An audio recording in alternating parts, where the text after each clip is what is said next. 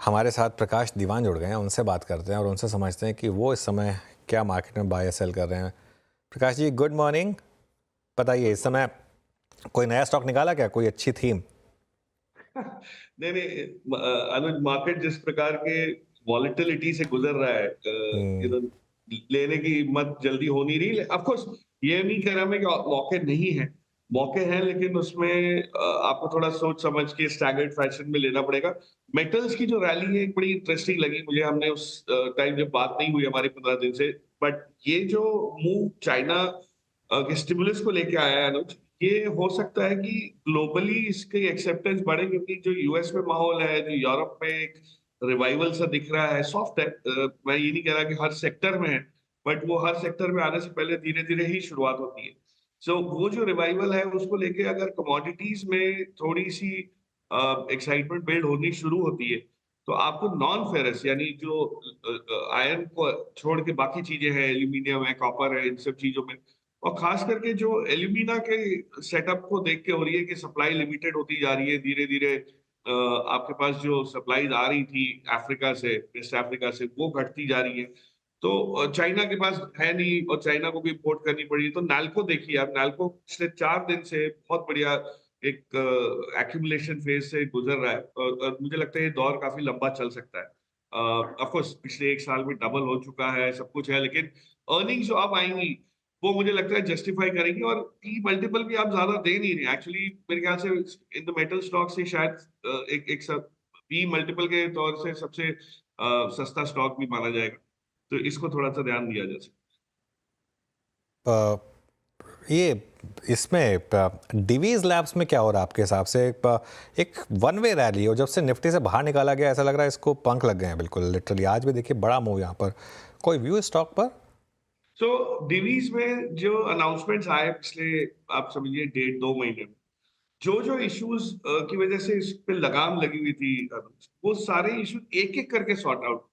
और जो अपॉर्चुनिटी अब फाइनली डीवीज के पास, अगर आप टोटल एग्रीगेट में देखें कि इसके पास जो जो मॉलिक्यूल्स की जो एक्सपेंशन की जो अपॉर्चुनिटीज इन्होंने दिखाई हैं, दर्शाई है कि भाई ये अब विजिबल हो गई है, उस वजह से ये आपको 4 4,500 से जो 6,000 का जो मुंह दिखा है, ये मेरे हिसाब से एक क्वार्टर में, आप ये मानिए एक क्वार्टर में इस टाइप का मुंह देखना बहुत जल्दी होता नहीं है, मुमकिन होता नहीं है। लेकिन टीवीज के न्यूज फ्लो को देखें, जो डेवलपमेंट्स हैं, जो चीजों की वजह से ये नीचे आया था, वो अब उससे बेहतर होकर निकल के आई, उभर के आई। तो I think from here on ये कंसोलिडेशन जो हुआ है उसके बाद बहुत बढ़िया एक परफॉर्मेंस, आउट परफॉर्मेंस रहेगी। ईटीएफ्स में एलोकेशन ना होने की वजह से थोड़ा सा एक्टिव फंड्स में पार्टिसिपेशन जाए, और सबसे ज्यादा डोमेस्टिक इंस्टीट्यूशंस की जो बाइंग हुई है, जो पिछले, आप अक्टूबर के महीने में अगर देखें तो जो एग्जैक्टली एफआई ने बेचा है माल, वो डीआई से लिया है, तो डीआई से क्या लिया है, तो ये सब चीजें ज्यादा ली हैं।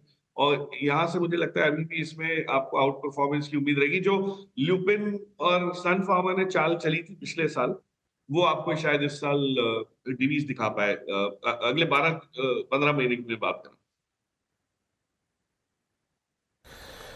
प्रकाश सर नमस्कार, वीरेंद्र बोल रहा हूँ। ये टीसीएस के नंबर्स की रीडिंग आपको कैसी लगी? और एक आई थिंक कंक्लूजन, हम टीसीएस के नंबर्स अगर निकालना हो, हम्म। और टीसीएस के नंबर्स और उस पर स्ट्रीट का रिएक्शन, और उस पर इस बात को भी आई थिंक रखते हुए कि हम आईटी में फ्रॉम आई थिंक जून एक बड़ा मूव देख चुके हैं, बाजार का रिएक्शन आपको कैसा लगा? और इस रीडिंग के आधार पर अब कैसे अप्रोच करना चाहिए रेस्ट ऑफ द आईटी को for this entire earning season?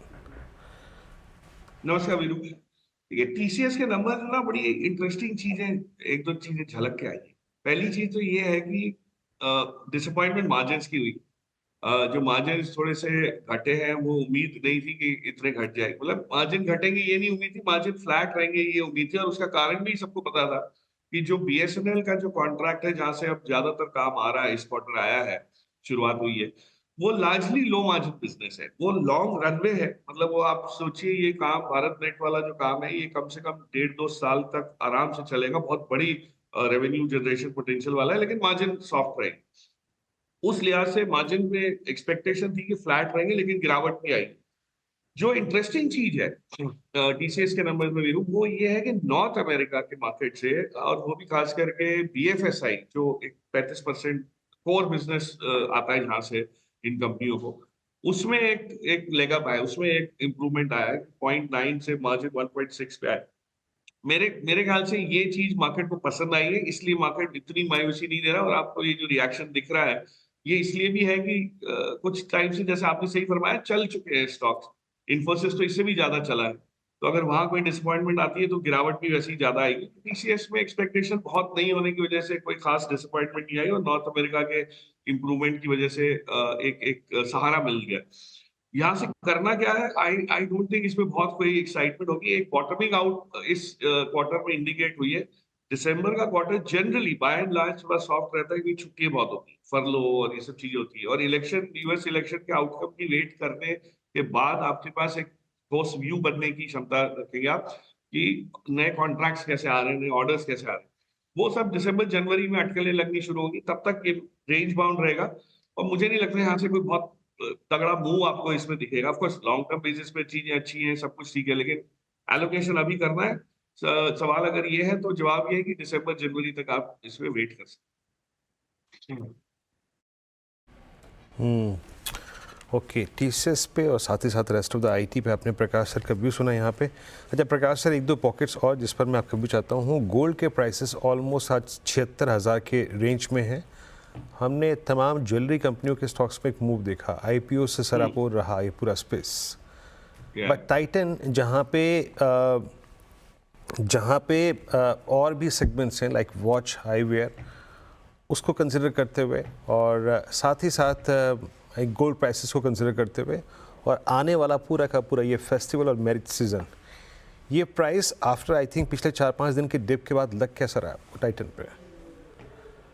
तो देखिए, टाइटन एज अ कंपनी अगर आप देखें, तो बड़ी यूनिकली प्लेस्ड है। आप कल्याण ज्वेलर्स या स्काई को, सेट को, या ये कोई चीजों को कंपेयर करना शुरू करें तो थोड़ा सा अनफेयर हो जाता है, क्योंकि जैसे आपने कहा, टाइटन का जो पोर्टफोलियो है, उसकी जो डाइवर्सिटी और जो रिचनेस है। और मैं ये भी बता दूं आपको कि जो काम तनिष्क में जेम्स एंड उस पे जेमस्टोन्स पे हो रहा है, उसको लेके मुझे लगता है कंपटीशन अभी तो तैयार भी नहीं है। तो ऑफ कोर्स सारी सेक्टर में एक री रेटिंग शुरू हुई है, क्योंकि गोल्ड प्राइसेस आपके बढ़े, और जो खास करके गोल्ड लेके बैठते हैं, इन्वेंट्री जिनकी है, उसमें आपने देखा कि छोटी कंपनीज, त्रिभुवन दास, ये वो, टीपीजेड, इस टाइप की कंपनीज में एक बहुत बड़ा मूव भी आपने देखा। लेकिन मेरे मेरे हिसाब से अगर आप देखें ऑन एन ऑर्गेनिक बेसिस, मतलब और बिजनेस पर्सपेक्टिव से, आप गोल्ड प्राइस को, मैं गोल्ड प्राइस पे अटकल इसलिए भी नहीं लगा पाता क्योंकि मुझे जो कमोडिटी समझ नहीं आती। मेरी बेट सिल्वर पे ज्यादा रही है, गोल्ड पे कम रही है। लेकिन टाइटन के केस में, जो जहां तक मैं आपको ये बता सकता हूँ कि जो पी मल्टीपल्स हैं, उसमें कोई टाइप की सेलिंग अगर बड़ी ना आए, तो ये पी मल्टीपल्स कॉन्ट्रैक्ट नहीं होते। तो ये हमेशा एक, ये मतलब एशियन पेंट्स है ज्वेलरी सेगमेंट का। पेंट कंपनी जितनी आए, नहीं आए, इनोवेशन करते रहे, बिरला का वापस आए, लेकिन एशियन पेंट्स को कोई आज आती नहीं है। और अनुज आपके साथ हैं शो पे, समझ सकते हैं क्या बोल रहा हूं मैं, कि ये जो रेजिलियंस है, टाइटन को आप अपने पोर्टफोलियो में ऐड कीजिए। हाँ, टिप्स वाले दिन करिए, पिछले हफ्ते जो आपको 2-3 दिन अच्छे मौके मिले, सुनहरे मौके हैं। फेस्टिवल सीजन के सेल्स ठीक ठाक होंगे, कोई खास इसमें इससे एक्साइटमेंट इतनी नहीं होनी चाहिए, क्योंकि लॉट ऑफ इट इज पेंसिल्ड, मतलब ऑलरेडी हमने उसको फैक्टर इन कर दिया। अगर कुछ सॉफ्टनेस रही तो कहीं डिसअपॉइंटमेंट भी होगा, लेकिन जो हो रहा है उससे ज्यादा कुछ हो जाएगा ऐसा मैं नहीं मानता। But Titan at 3400 3450 is a good bet. लेकिन लॉन्ग टर्म के लिए, अगेन मैं बोल रहा हूँ, ये फेस्टिवल सीजन का व्यू नहीं है, ये थोड़ा सा लॉन्गर टर्म व्यू है कि बाकी के प्रोडक्ट्स भी कंट्रीब्यूट करना शुरू कर देंगे, इंक्लूडिंग उनके साड़ी का बिजनेस। देखिए आप, वो छोटा सा बिजनेस था, लेकिन वो भी अब हर जगह दिखना शुरू हो गया, तनेरा नाम से जो करते हैं। सो आई थिंक ये बहुत बढ़िया पोर्टफोलियो आप ले रहे हैं। सिर्फ ज्वेलरी या गोल्ड नहीं ले रहे, उसकी वजह से नहीं ले रहे, इसमें कई चीजें हैं और सारी फैक्टर्स पॉजिटिव।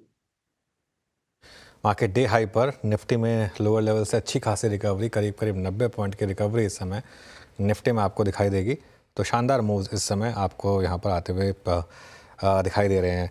अच्छा प्रकाश जी, बंधन बैंक क्या आज की रैली को ट्रस्ट किया जाए? यहाँ पर काफ़ी फॉल स्टार्ट्स रहे हैं यहाँ पर, लेकिन valuation wise considering 1 time price to book पर है ये स्टॉक 1.1 टाइम्स, और अब एक नया एमडी एंड सीईओ, आरबीआई की अप्रूवल 3 साल के लिए, क्या भी होगा इस पर? ये एक बड़ी इंटरेस्टिंग चीज हो रही है अनुज, बंधन बैंक में, जो मतलब वो भेड़िया आया वाली चीज कई बार हो चुकी है, इम्प्रूवमेंट आता है, लेकिन ये जो दो डेवलपमेंट आज एक साथ आए हैं। एक तो ये कि जो आरबीआई की जो ऑडिट वो लगाई थी इस पे क्रेडिट गारंटी वाली स्कीम्स के, उसके तहत जो क्लैरिटी आई है कि भाई कोई इस टाइप की मिसअप्रोप्रिएशन नहीं हुआ है और सब्सिडाइज कॉस्ट ऑफ फंड्स के एलोकेशन में, तो एक बहुत बड़ी पॉजिटिव वहां से आती है कि ये एक ओवरहैंग चला गया। दूसरा जो बैंक के लीडरशिप में जो एक वो था कि भाई घोष साहब के जाने के बाद कौन संभालेगा बागडोर, तो ये बहुत कैपेबल इंसान को एक वो मेरे हिसाब से मिला है। मैं उनको पर्सनली तो ऑफ कोर्स नहीं जानता, लेकिन जो क्रेडेंशियल्स समझ आए हैं पढ़ के जान के, उससे साफ जाहिर है कि वेस्ट बंगाल की फेमिलियरिटी, एक बड़ी बैंक, दो बड़ी बैंक में काम करने का एक्सपोजर, और ये साइड ऑफ क्रेडिट में ही एक्टिविटी होना, ये एक बहुत बड़ा इसका मिश्रण है। तो मुझे लगता है कि जो इनके क्रेडेंशियल्स का समावेश ये है कि ये अच्छी तरह इसको आगे चला पाएंगे। 150 रुपए के करीब, 152 रुपए करीब कोविड का लो था, तो 200 रुपए के आसपास मिल रहा है, तो ये probably one of the lowest price banks है उस सेगमेंट में। एक ही कैविएट है कि एमएफआई के ऊपर फोकस ना करके ये रेगुलर बैंकिंग पे फोकस करेंगे, तो मेरे ख्याल से ग्रोथ आपको इसमें थोड़ी सी अच्छे मार्जिन के साथ मिलेगी। एनपीए का कोई वो नहीं होगा, क्योंकि एमएफआई एज अ सेगमेंट मुझे अभी भी कॉन्फिडेंस नहीं आ रहा। उसमें कई जिसको कहते हैं अंदर अंदर गड़े मुर्दे निकल सकते हैं आगे चल के, और वो थोड़ा सा डिसेबल कर सकता है ग्रोथ को।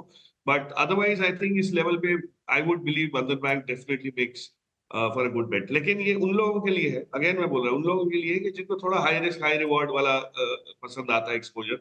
204 से लेके आप अगर इसको 250 तक 260 तक रख सकते हैं, तो वहां आपको 180 190 की भी पॉसिबिलिटी को, गुंजाइश उसकी रखनी पड़ेगी।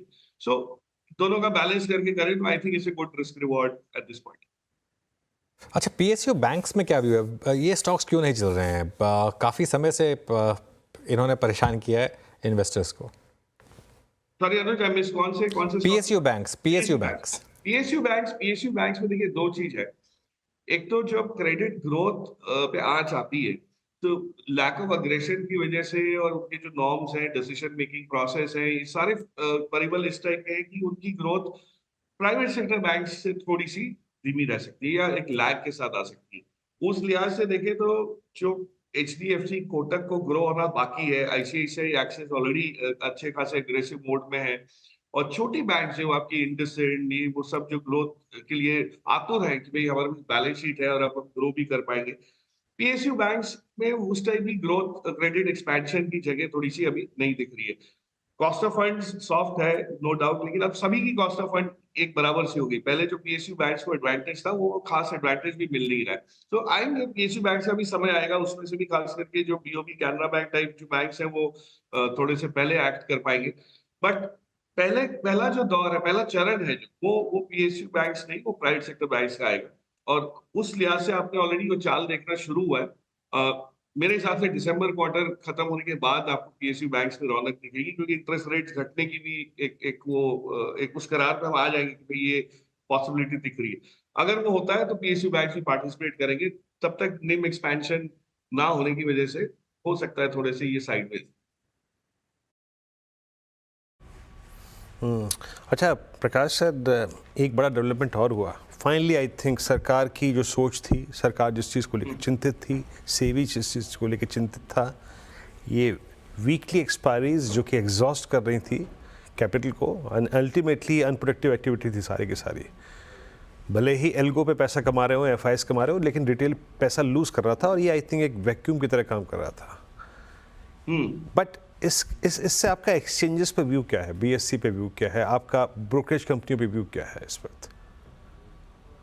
ये बड़ा देखिए, ये जो शिफ्ट हो रहा है ना, ये पिछले काफी सालों के ट्रेडिंग पैटर्न को, ट्रेंड को रिवर्स करने की या चेंज करने की, नॉट रिवर्स, चेंज करने की क्षमता रखता है। जो रेगुलेटर्स ने, सरकार ने जो सोच लगाई है, बहुत ही उम्दा है कि रिटेल इन्वेस्टर्स को पहले आप इन्वेस्टर बनाओ, फिर आप उनको समझ आए तो ट्रेडर बनाओ, और फिर आप उनको ऑप्शंस की तरफ स्पेकुलेटर्स बनाओ। लेकिन हो क्या रहा था कि हमारे यहाँ रिटेल की शुरुआत ही स्पेकुलेशन से हो रही थी, और अटकलें लगा लगा के आप कुछ भी सोचे समझे बिना ऑप्शंस में पैसा लगा रहे थे, फिर आप बोल रहे थे हम ट्रेडर बनेंगे और फिर इन्वेस्टर बनेंगे। तो ये जो रिवर्स पैटर्न था, उसको चेंज करने में ये डेफिनेटली थोड़ा सक्षम रहेगा। इम्पैक्ट क्या है, बीएसई के पास वॉल्यूम बढ़ जाएंगे। अब मैं बताऊं आपको क्या होता है कि जितने लोग एफएनओ डेली बेसिस पे करने की वो क्षमता रखते थे या एक इंक्लिनेशन रखते थे, झुकाव था उनका, वो अब छोटी स्टॉक्स पे भी फोकस करना शुरू करेंगे। तो जो आप ये देखिएगा पेनी स्टॉक्स में कितनी डिमांड, मेरे को ऑलरेडी कितने मैसेजेस आ गए पिछले एक हफ्ते में कि कोई पेनी स्टॉक बताइए। अब पेनी स्टॉक हम लोग को ऐसा तो है नहीं कि चुन के वो ट्रैक करते हैं कि पेनी स्टॉक्स ही ढूंढने, लेकिन ये जो वर्ग है इन्वेस्टर्स का, ट्रेडर्स का, उनके लिए उनकी एपेटाइट ये सब छोटे वाले थोड़े से स्टॉक्स में ज्यादा है जहाँ पे वॉलेटिलिटी रहे, हाई बीटा रहे।